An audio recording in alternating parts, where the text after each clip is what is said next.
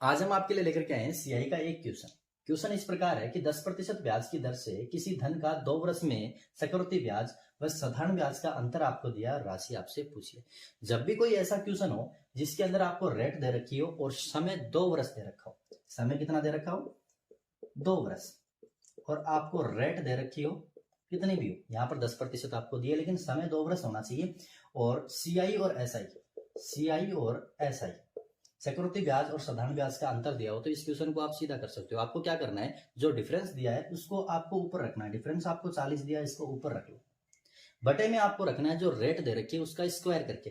Rate कितनी है 10, 10 का स्क्वायर कितना होगा 100, और इसको 2 बार 100 से आपको गुना करना है। 2 बार 100 से क्या करना है, गुना करना है। जैसे ही आप इसको सोल्व करोगे आपकी राशि निकल के आ जाएगी। एक जीरो से एक जीरो काट देना, एक जीरो से एक जीरो काट देना, ये 4, इसके आगे 3 जीरो, तो ये राशि हो जाएगी 4000 रुपए। अगर वीडियो आपको अच्छा लगा हो तो लाइक शेयर कमेंट जरूर करके जाइएगा। धन्यवाद।